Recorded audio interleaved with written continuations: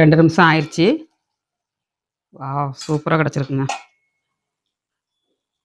நல்லா எண்ணெய் திரிஞ்சு வந்துருச்சு.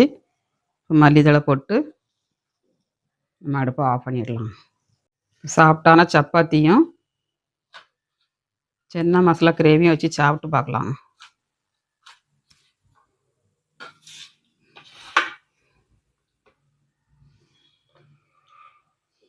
அட்டகாசமான சென்னா மசாலா கிரேவிங்க. ஹாய் ஃப்ரெண்ட்ஸ், எல்லாரும் எப்படி இருக்கீங்க? நல்லா இருக்கீங்களா? இன்னைக்கு சூப்பராட்டு சப்பாத்திக்கு கிரேவி பண்ண போகிறேங்க. கொண்டக்கடலை கிரேவி பண்ண போகிறேன். வெள்ளைக்கடலை இருக்குது பாருங்கள், அது வந்து 200 கிராம் ஊற போட்டிருக்காங்க. இதை வேக வச்சு நம்ம இன்னைக்கு கிரேவி பண்ண போகிறேன். ரொம்ப நல்லாயிருக்கும் டேஸ்ட்டு. சப்பாத்திக்கு, தோசைக்கு, இட்லிக்கு, சாதத்தோடு போட்டு சாப்பிட்றதுக்கு சூப்பரான சென்னா கிரேவிங்க. சென்னா மசாலா கிரேவி எப்படி பண்ணுறதுன்னு பார்க்கலாம். அட்டகாசமாக இருக்கும். சப்பாத்திக்கு வந்து ட்ரை பண்ணி பாருங்கள். வீடியோ முதல் ஸ்கிப் பண்ணாமல் பாருங்கள். வீடியோ பிடிச்சிருந்தா லைக் பண்ணுங்கள், ஷேர் பண்ணுங்கள், கமெண்ட் பண்ணுங்கள். முதல் முறையாக பார்க்காத இருந்தால் சப்ஸ்கிரைப் பண்ணி வைங்க. அப்போ தான் நாங்கள் போடுற வீடியோலாம் ஒன்றைக்கு ஒன்று அப்டேட் ஆகும். ரொம்ப டேஸ்ட்டாக இருக்கும். வாங்க வீடியோக்குள்ளே எப்படி பண்ணுறதுன்னு பார்க்கலாம். இது வேக வச்சு எடுத்துக்கணுங்க. ஃபஸ்ட்டு வந்து ஒரு 5 விசில் விட்டு குக்கரில் வேக வச்சு எடுத்துக்கணும். வேக வச்சு எடுத்துக்கலாம். கடலை கிரேவிக்கு வந்து கடலையை வேக வச்சு எடுத்துக்கலாங்க.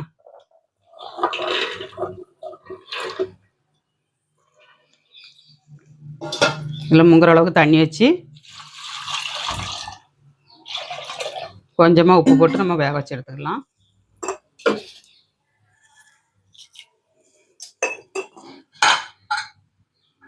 மூடி வச்சுக்கலாம். அடுப்பை ஆன் பண்ணிவிட்டு ஒரு 6 விசில் விட்டு எடுத்துக்கலாங்க. இப்போ கடலை வந்து நம்ம வேக வச்சு எடுத்தாச்சுங்க. தேங்காய் அரைச்சி எடுத்துக்கலாம். கடலை கிரேவிக்கு தேங்காய் வந்து ஒரு சின்ன பவுலுக்கு ஒரு பவுல் எடுத்துருக்கேன். அப்புறமா ஒரு 7-8 முந்திரி பருப்புங்க, கொஞ்சமாக மல்லித்தழை, இந்த 3 போட்டு நம்ம அரைச்சி எடுத்துக்கலாம். கொஞ்சம் தண்ணி விட்டு இப்போ அரைச்சி எடுத்துக்கலாம்.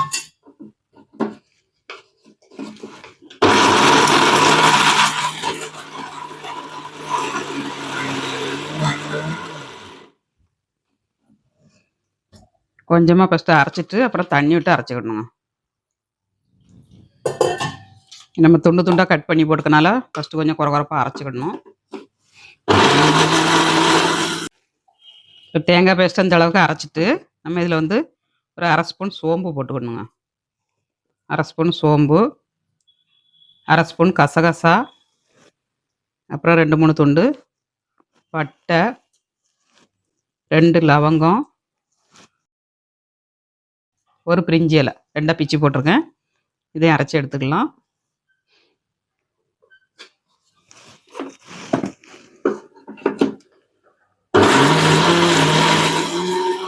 நல்லா அரைச்சி எடுத்தாச்சுங்க. நல்லா பேஸ்ட்டாக அரைச்சாச்சு. இப்போ அடுப்பை ஆன் பண்ணிடலாம்.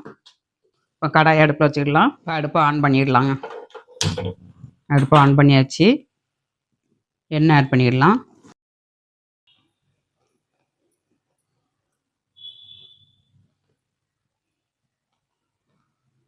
ஒரு 3 ஸ்பூன் எண்ணெய் ஆட் பண்ணிக்கோங்க. இது வந்து ஒரு 1/2 ஸ்பூன் சோம்புங்க, ஒரு துண்டு பட்டை, ஒரு நட்சத்திரப்பூ, ஒரு பிரிஞ்சி இலை, ஒரு 2 லவங்கங்க. தேவையான பொருள் போட்டாச்சு. பொரியட்டும். இப்போ எல்லாமே நல்லா பொரிஞ்சிருச்சுங்க. வெங்காயத்தை வந்து சாப் பண்ணி வச்சுருக்கேன். சாப் பண்ணி போடுறதா இருந்தால் சாப் பண்ணி போடுங்க, இல்லை பொடிசாக கட் பண்ணிக்கோங்க. அப்படின்னா நல்லா கிரேவி நல்லா கிடைக்கும். மீடியம் சைஸ் வெங்காயம் 2 வெங்காயம் சாப் பண்ணியிருக்கேன். இதை நல்லா வதக்கிக்கலாம். அதேமாதிரி தக்காளியும் 2 தக்காளியும் சாப் பண்ணி வச்சுருக்காங்க. சாப் பண்ணி போட்டிங்கன்னா டேஸ்ட் ரொம்ப நல்லாயிருக்கும். கிரேவி நல்லா திக்னஸாக கிடைக்குங்க. நம்ம அரைச்சி போடுறத விட இந்த மாதிரி சாப் பண்ணி போடுங்க, சூப்பராக இருக்குங்க.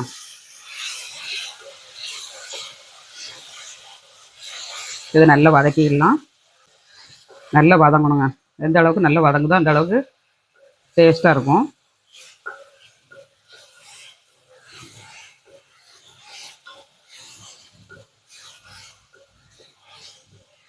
கொஞ்சம் வதங்கட்டும்.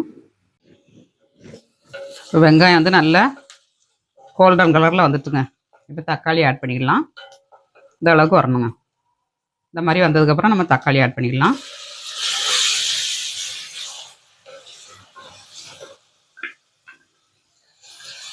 ஹோட்டல்லலாம் கொடுப்பாங்க பாருங்கள், அந்த மாதிரி டேஸ்ட்டாக இருக்குங்க.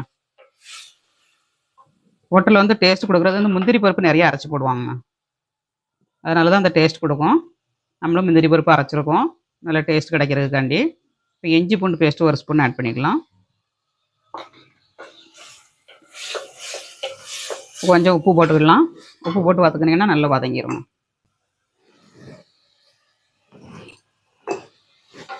இஞ்சி பூண்டு வெங்காயம் தக்காளி எல்லாம் நல்லா வதங்கட்டும்.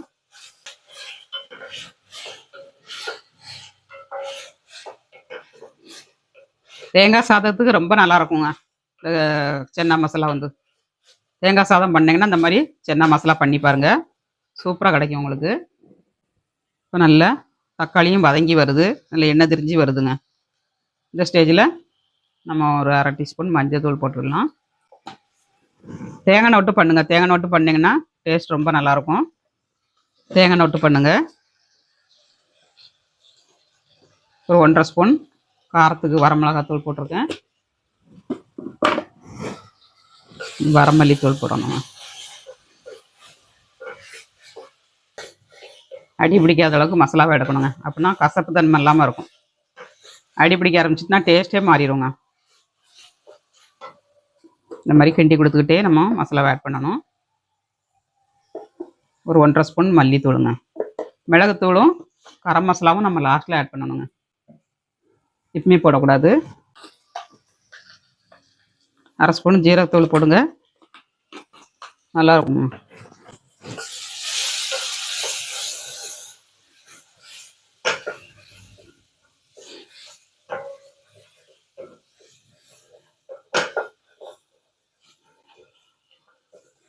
கொஞ்சம் நல்லா வதங்கட்டும்.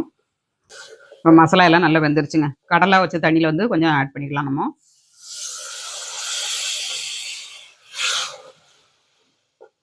கொஞ்சமாக ஆட் பண்ணிவிட்டு நல்லா கொதிக்க விடணுங்க. அந்த மசாலாவோட பச்சை வடை போதுலையும் நல்லா கொதிக்க விட்டுக்கணும்.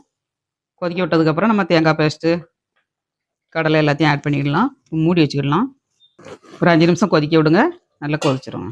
அடுப்பை மீடியமாக வச்சுக்கோங்க. கடலை வந்து இந்த அளவுக்கு நல்லா சாஃப்டாக அவியணும்.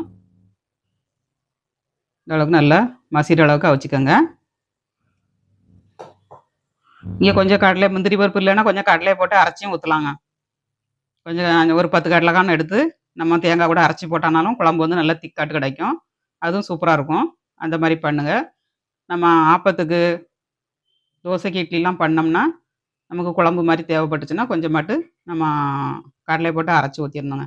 நான் சப்பாத்திக்கு பண்ணுதேன், அதனால் முந்திரி பருப்பு போட்டுங்க. நமக்கு வந்து திக்காக வேணுங்க, அதனால் கொஞ்சம் முந்திரி பருப்பு போட்டு அரைச்சிருக்கேன். டேஸ்ட்டும் நல்லா கிடைக்கும் சப்பாத்திக்கு வந்து. அதனால் இந்த மாதிரி அரைச்சிக்கோங்க. கொஞ்சம் மசாலாவை கிண்டி கொடுத்து நம்ம வேக வச்சுக்கலாம்.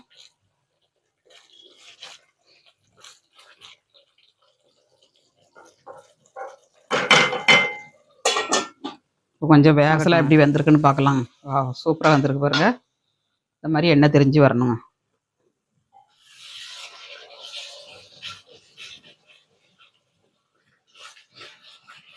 நல்லா கிண்டி கொடுத்துட்டு நம்ம இப்போ தேங்காய் பேஸ்ட்டை ஆட் பண்ணிடலாம், கடலையும் ஆட் பண்ணிடலாம்.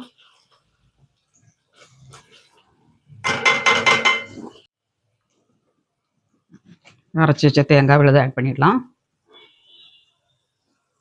அப்புறமா கடலை ஆட் பண்ணிடலாம்.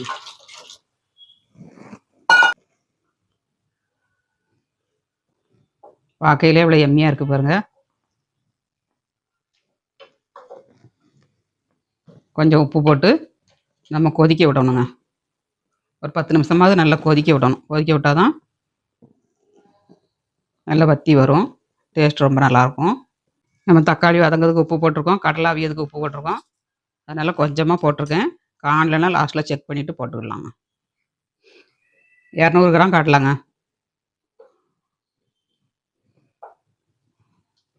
நல்லா கொதிக்கட்டும், மூடி வச்சிடலாம். 10 நிமிஷம் நல்லா கொதிக்கணும். உடலை 2 மட்டும் கிண்டி கொடுத்துக்கோங்க. கொதிக்கட்டும், அப்புறமா நம்ம ஓப்பன் பண்ணிடலாம். கிரேவி ரெடியாக இதுக்குள்ளே நம்ம மாவும் பிசைஞ்சாச்சுங்க சப்பாத்திக்கு. உடனே பிசைஞ்சு உடனே போட போகிறேன், ஊரெல்லாம் வைக்கல. மாவு ரெடி ஆயிடுச்சுங்க. உருட்டி எடுத்துக்கலாம்.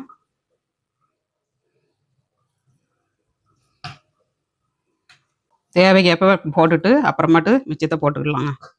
ஃபஸ்ட்டு கொஞ்சமாக போட்டுக்கிட்டு ஒரு 4 சப்பாத்தி சுட சுட அப்பப்போ போட்டு சாப்பிடணுங்க. இப்போ வீடியோக்காண்டி உங்களுக்கு மட்டும் எடுத்து போட்டுட்டு அப்புறமா எப்போ தேவையோ அப்போ போட்டுக்கிடணுங்க. இப்போ ஓரத்தில் கொஞ்சம் மாவு தட்டிக்கலாம். மாவு ரேசை தடவுதுக்காண்டி கொஞ்சமாக அந்த ஓரத்தில் வச்சுக்கலாம். இப்போ கிரேவி ரெடியாகும் போது இறக்கிட்டு நம்ம சப்பாத்தியை போட்டுக்கலாம். வா, நல்லா கொதிச்சு எண்ணெய் திரிஞ்சு வருதுங்க. இப்போ நம்ம கரம் மசாலாவும் பெப்பர் பொடியும் போட்டுக்கலாம். பெப்பர் பொடி ஒரு ஸ்பூன் போட்டுக்கோங்க. கரம் மசாலா ஒரு ஸ்பூனுங்க. ரெண்டையும் போட்டு நம்ம நல்லா கிண்டி கொடுத்துக்கலாம்.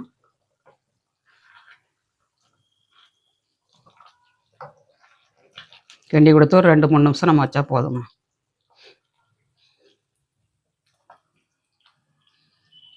சூப்பரான சென்னா மசாலா கிரேவி ரெடி. கொஞ்சமாக மல்லித்தழையும் கஸ்தூரி மேத்தியும் போட்டுக்கலாம். கஸ்தூரி மேத்தி போட்டிங்கன்னா நல்ல மனமும் டேஸ்ட்டும் சூப்பராக இருக்குங்க. கஸ்தூரி மேத்தி போட்டாச்சு. கொஞ்சமாக மல்லித்தழை.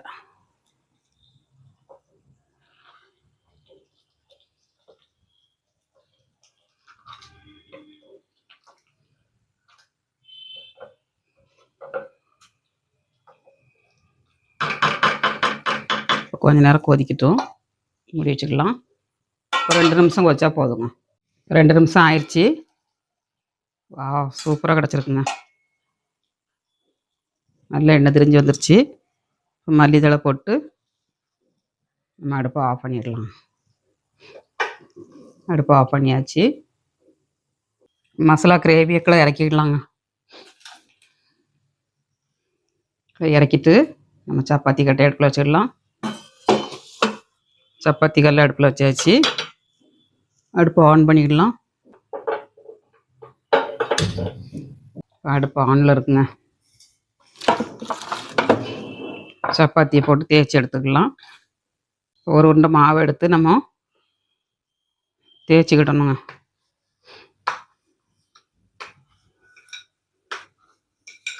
அடுப்பு நின்னே போட்டிங்கன்னா சட்டுன்னு போட்டுடலாங்க. 10 நிமிஷத்தில் நம்ம சப்பாத்தி போட்டு முடிச்சிடலாம். ஒரு 2-3 சொட்டு எண்ணெய் ஆட் பண்ணிக்கோங்க. ரொம்ப ஆட் பண்ண வேண்டாம். இப்படி சமோசா மாதிரி மடக்கிட்டு நம்ம தேய்ச்சிக்கிடணுங்க. மாவில் போட்டு பெரட்டிட்டு நம்ம தேய்ச்சிக்கலாம்.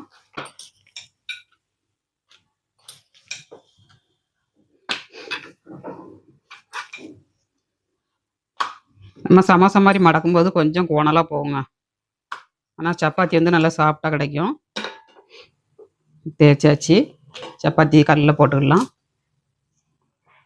இப்போ அடுத்தது ஒரு சப்பாத்தியை தேய்ச்சிக்கலாங்க. நம்ம அடுப்பில் வெந்துக்கிட்டு இருக்க நேரத்தில் தேய்ச்சிடலாம். தேய்ச்சிட்டே அப்படி திருப்பி திருப்பி போடணும். சீக்கிரம் ரெடி ஆயிரும். எப்படி உப்பி வருது பாருங்க. சப்பாத்தி உப்பி வரும், அப்புறம் அப்படியே விட்டுருங்க. நமக்கு சமோசா மாதிரி மடைக்கிறதுனால இந்த ஏர் பூரா வெளியில் வந்துடும். அங்கங்கே கேப் விட்டுரும் பாருங்க, அதனால வெளியில் வந்துடுங்க.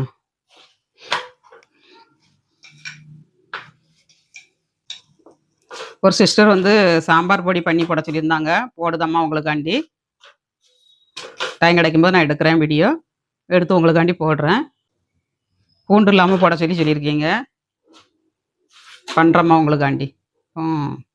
சப்பாத்தி எடுத்தாச்சு. அடுத்தது போட்டுக்கலாம்.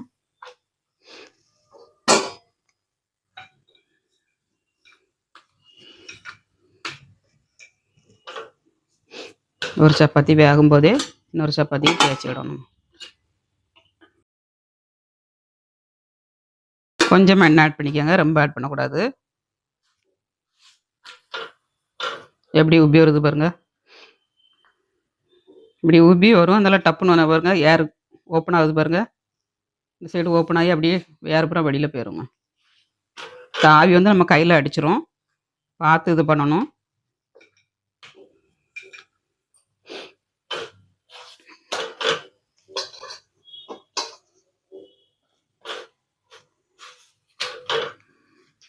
நம்ம ஒரு சப்பாத்தி வேகும்போது இன்னொரு சப்பாத்தி போட்டாச்சுங்க.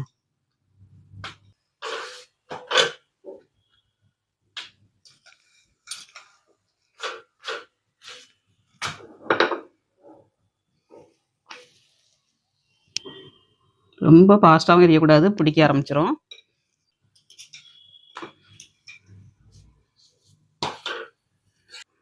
மிச்ச சப்பாத்தி அப்புறம் தேவைக்கேற்ப நம்ம போட்டுக்கணுங்க. போட்டு வச்சா காஞ்சிக்கிட்டு இருக்கும்.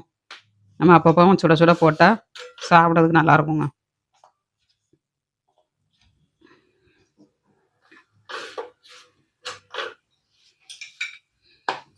தோசை கரண்டி இல்லாமலே கையை கொண்டே பிரட்டி போட்டாச்சுங்க. நம்ம சமோசா மாதிரி மடக்கும்போது கொஞ்சம் பார்த்து கையை கொண்டு திருப்பி போடணுங்க. இந்த சைட்லலாம் வெடிப்பு விழுது பாருங்க, கேப் விழும். அப்போ வந்து நமக்கு ஆவி வந்து கையில் பட்டுரும். அதனால் பார்த்து பண்ணணும்.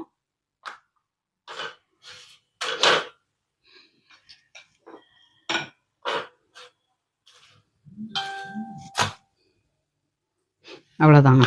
மிச்ச சப்பாத்தியை நம்ம அப்புறம் போட்டுக்கலாம்.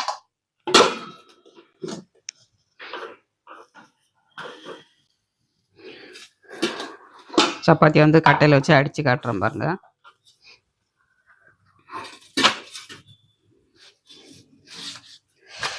சூடாக இருக்குங்க. எப்படி வருது பாருங்க, லேயர் வந்து பார்த்தீங்களா? இந்த மாதிரி லேயர் கிடைக்குங்க. சமோசா மாதிரி மடக்குனீங்கன்னா இந்த மாதிரி லேயர் வரும். சாஃப்டாகவும் இருக்கும் உங்களுக்கு சப்பாத்தி வந்து.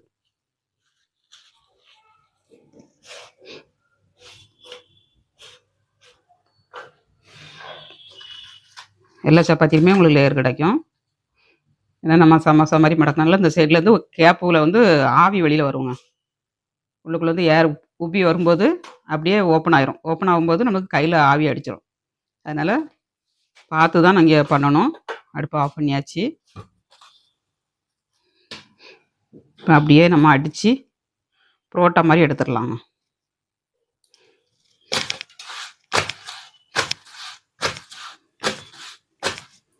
பார்த்தீங்களா எவ்வளோ சாஃப்டாக இருக்குது பாருங்கள்.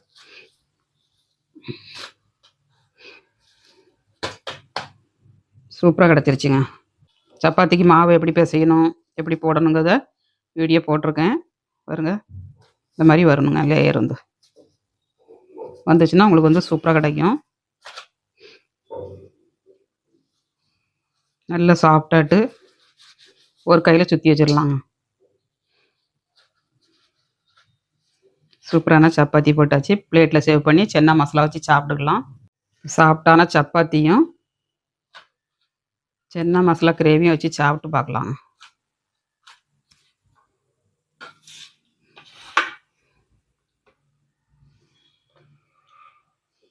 அட்டகாசமான சென்னா மசாலா கிரேவிங்க. Yummy yummy breakfast. Chana masala gravy வந்து ஒரு பவுலில் ஆட் பண்ணிடலாம்.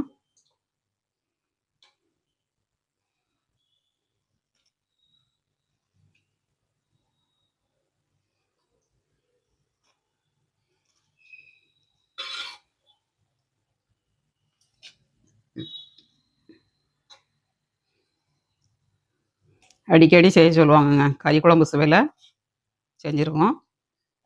நீங்களும் உங்கள் வீட்டில் ட்ரை பண்ணி பாருங்கள். சப்பாத்திக்கு, தோசைக்கு, இட்லிக்கு, தேங்காய் பால் சாதத்துக்கு எல்லாத்துக்குமே சூப்பராக இருக்கும். வாங்க எல்லோரும் சாப்பிட்றதுக்கு. எங்கள் வீட்டில் சென்னா மசாலா கிரேவி சாப்பிட்றதுக்கு சப்பாத்தியோட வாங்க எல்லோரும். அடிப்புளி டேஸ்ட்டில் சப்பாத்தியும் சென்னா மசாலாவுங்க. டேஸ்ட் எப்படி இருக்குன்னு பார்க்கலாம்.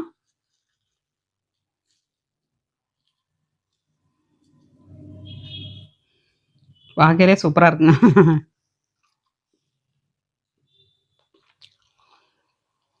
வேறு லெவலில் இருக்குங்க.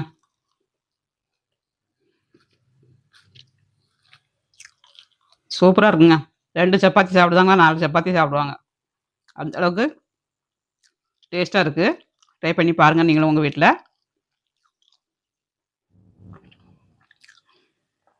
ஒரு நேரம் வெஜிடபிள் பண்ணீங்கன்னா, ஒரு நேரம் கடலை வகைகள் பண்ணுங்கங்க. எந்த பயிர் வகைகள்னாலும் பண்ணலாம்.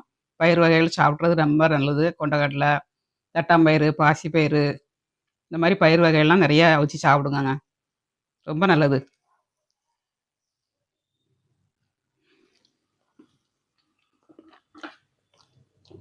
சூப்பரா இருக்குங்க. ட்ரை பண்ணி பாருங்க. வீடியோ பிடிச்சிருந்தா லைக் பண்ணுங்க. மீண்டும் நெக்ஸ்ட் வீடியோல சந்திப்போம். பாய்.